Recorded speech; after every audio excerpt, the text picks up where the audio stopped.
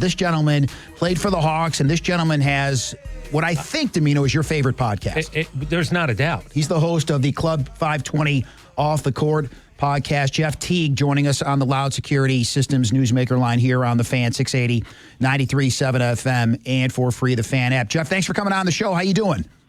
I'm good, man. No problem. I appreciate you guys. Who came to you with the idea of actually putting together the podcast? Me and my two homeboys, my co-host, we decided just to start a podcast one night. We were out in the basement just having a little drink and just enjoying ourselves and decided to start one. So I'm saying this about former NBA players. If you took all the sports podcasts and you lumped them in together, you take the NBA former players. The NBA former player podcast is so much better than everybody else's. Why is the former NBA player the podcast that I will tune into before any other sports? I'm not sure. Maybe because we probably speak our truth. We probably lean into the truth a little more. And we don't have anything to lose anymore. I mean, it was a lot about your reputation and how you carried yourself and your image. And now you just be able to be yourself. You can just relax, chill, and kind of just speak the game truthfully. So did you have this personality in you the whole time? We just in the media didn't see it? Yeah. Yeah. In the locker room, I was always a jokester. I always clowned a little bit. But when it came to the media, I just wanted to stay out of it. I just wanted to do my job and go home because I never wanted to be in the headlines. I didn't want to be that person. That just wasn't my persona, I guess you would say. But in the locker room, this was me. And there's a lot of different directions we can go. Jeff Teague, by the way, and his crew, they're going to be at the Buckhead Theater on Saturday, October the 11th, doing the podcast there if you want to see it up close and personal. Let's start with Zion Williamson. I know that you had some things to say about him. He looks like a different person right now, but you're saying, I think what we've said for a long time, if this is your job, shouldn't you be in shape all the time? Yeah, literally. I mean, you get paid to be in shape, so I didn't understand. I'm happy that he's getting in shape, I guess. I mean, I'm glad he's going to be able to play basketball. We're Zion fans. We like to see him on the court. But being out of shape as an NBA player is crazy. What do you think yourself about Trae Young, and what does the circle you run in and talk to think of Trae Young? We love Trae Young. I'm a Trae Young fan. I think he's severely underrated.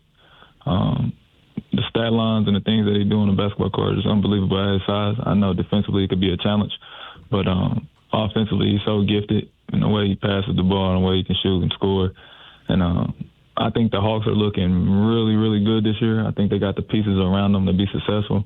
If they can stay healthy, Jalen Johnson can be healthy and Porzingis can stay healthy, I think they got a real good shot at being one of the top teams in the East. So why the hate? And I'll use that word, it's basketball hate. Why the basketball hate around Trae Young the way there seems to be? Maybe it started because of the Knicks series.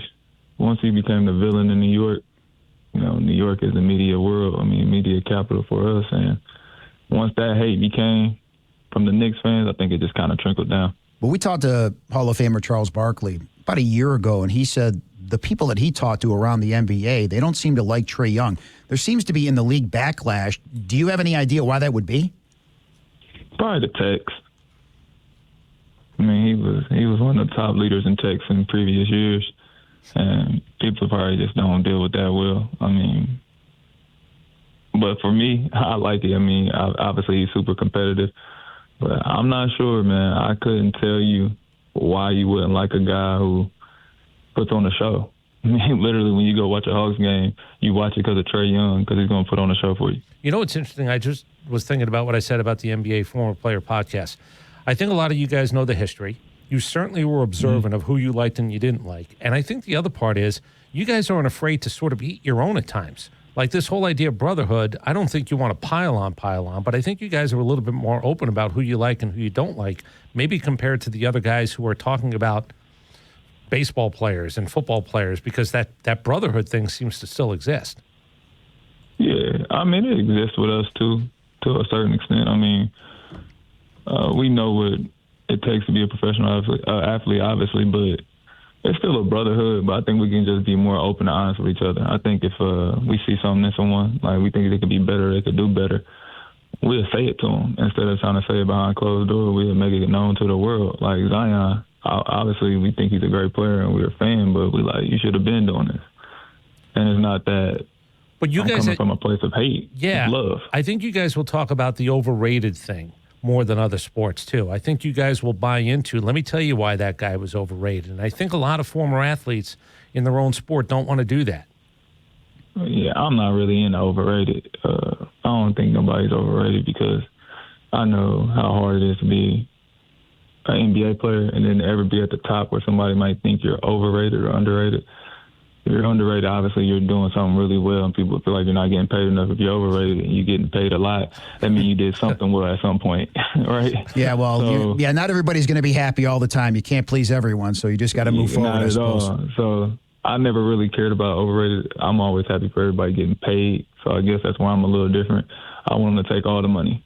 I want all the money to go to the NBA players, so I guess I'm a little different with that. How many times have you guys talked about people's haircuts in the league too, though? It cracks me up every time you guys do it. You banged on yourself, though. You've shown pictures of yourself, too. Well, it's fun, man. I mean, everybody makes mistakes. So what did you think of your NBA career? Did it play out the way you thought? Was it more? Was it, I don't know. You tell us. Fill in the blanks. I mean, I played long. I think I had a cool career. I probably could have did more, but I was always one of those guys who I just did enough to get what I wanted. So somebody told me you can make $8 million a year playing basketball. I said, how do you do it? And they told me what you got to do. I did it. They told me you could make, and that's kind of how I went. I never really looked at it like I wanted to be an all-star, and I had wrote it down. I want to be an all-star in New York in the Garden. I want to shake Jay-Z hand at half court. And when I did it, I was happy. And you got a championship ring as well, so it turned out well in that regard as well, playing with Giannis Antetokounmpo. Can you talk about being around a guy like that for people that don't realize? I mean, I think they do. They know what he is. He's the Greek freak for a reason, but up close and personal, that guy is. I saw him a couple of times being courtside at State Farm Arena. It's you got to see it to believe it. Yeah, he's unbelievable. Somebody that big and fast, moving at that size is unbelievable. The things he can do. I mean, he's dang near 7 foot. And 250 pounds, and he's moving like a guard. Unbelievable athlete, unbelievable person too as well. I was a huge fan of his, and to see him still thriving and still be one of the better players in the league, it's pretty cool. I don't think you ever have to worry about a guy like that being out of shape. I think that's an assumption. He'll show up in shape. Nah, never, man. He's a worker. Can I ask, what if somebody would have told you can make $14 million in the NBA? What switch gets triggered then? If it's not $8 million, it's $14. I did. So tell me what that means. That you just did enough. I know that's not really what you mean, but you did not want to be the Flash. No. You did not want to be the guy who, as you said, grabbed any headline at all. Was that it? No, I didn't want to do that. I wanted to be an all-star, and when I made that, I was fine with being an all-star. But I just never. I'm from Indianapolis, and it's a small city, I guess you could say, big city. Technically, but to us, it's like a small city compared to New York and Chicago and all those. But I just wanted to be cool and take care of my family. Like, I didn't want to be extra. I didn't want the commercials and all that stuff. I didn't care about that. I just wanted to hoop. I like playing basketball and stay out the way. So I guess that's what I mean by I just wanted to be cool. I just did enough to be a good player. Fill me in. I heard an episode one point where they were trying to talk about the greatest American-born basketball player. Did somebody throw Steph Curry? And then it sort of got a little bit like you guys went into a discussion about whether that was right or not. Yeah, I think they had that recently. They said Steph Curry was the best American-born basketball player right now. And I still think it's LeBron. What about the European players when everybody talks about what they've done to the game and how the game has changed in the NBA? I mean, they're dominating right now. I mean, Jokic is the best player in the world. Best player in the NBA, and Giannis and Luka are not too far behind. Shai Gilgeous just won MVP. They're dominating right now. I would say they're at least out of the top 7 players in the NBA, 4 or 5 are from different countries. Yeah, can I ask you about LeBron? And I'm just going to be honest, what's said on this show. I don't know what else he wants. He hit the lottery because he worked hard enough to hit the lottery. Nobody's ever lived up to the expectation that he had. And it's him and Tiger Woods. They're the all-time greatest athletes when it comes to, we set the bar so high, and then they met it and then went past it. But it seems all goofy to me. Like, why is he always on Twitter? What's he doing putting a crown on his head? What else does he want? He won. He's enjoying life. If you was LeBron, you put a crown on your head too. So this is okay that he did a commercial that he puts a crown on his head. Hey, LeBron can do whatever he wants. Y'all told him they wouldn't. He put on his back the chosen one when he was 18, 19. And that goes back to what Chris said. He won. He accomplished everything there is to accomplish. So I guess in your eyes, he's earned that right to put the crown on his head. Put the crown on your head. So nobody's got more points than me. Nobody's done this better than me. Like Michael Jordan might. I mean, I guess you can go back and forth whoever was the go between. I don't really get into that one. I like both of them, but I got more points than everybody. I'm the best. I've done it all. I came out of high school. I come from a single parent family.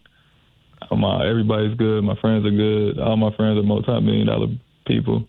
They built their own media and agencies and all type of stuff. Yeah, I'm the king. Yeah, he's an all-timer. I just find it again. What do you want? It's hard to argue against that philosophy. I know. Don't do that to me, Jeff Teague. Let me at least enjoy this. I'm banging on the guy's Twitter account. I'm just saying. Got to take his shirt off. He's got to lift two minutes after he loses a playoff round. Oh, I'm in the gym. Look at me. I'm working so hard. Because I'm in shape and y'all not. I know, but I want to like the guy. It sounds like you're projecting in a little bit, Dimino. So. I want to like the guy. I just find it too much. It's excessive. That's why? Well, why is it too much for him to be great? He is great. I don't know why you need people to tell you you're great every 2 seconds. The LeBronites coming out. Hey, go get him, King. People tell him he's not. I know, but go get him, King. What does that even mean? I don't know. He feel like he's the king. All right, let me ask you something. How do you watch your language on a phone call like this? Because I do watch the podcast and I listen. I mean, I've been in the corporate world for a while. I knew how to switch it up. When I'm podcasting, we're just enjoying ourselves. Our audience like the raw, uncut version. But naturally, when I'm a high school basketball coach, so naturally I talk like this. Yeah, it's a really funny podcast. You guys get into things that, we say on this show that we don't know where it's going to go. Like it might be a little bit of a roadmap to start, but aren't the best moments. You guys did something about the NBA's all-time greatest moments where you went through teams. And I'll tell you why I knew I liked this podcast. Somebody said the New York Knicks, and you said Jeff Van Gundy grabbing someone's leg, like on the court. That's what you thought of when you thought of the Knicks. And then I think you banged on Patrick Ewing a little bit too, did you not? Yeah, when he missed the layup. Yeah, him and his knee pads. Well, that's what makes it good, the stream of consciousness. And you could see it as Jeff Teague in the 520 Off the Court podcast coming to the Buckhead Theater Saturday, October the 11th. Jeff, keep up the good work, and thanks for coming on the show. I appreciate it. Thank you, guys.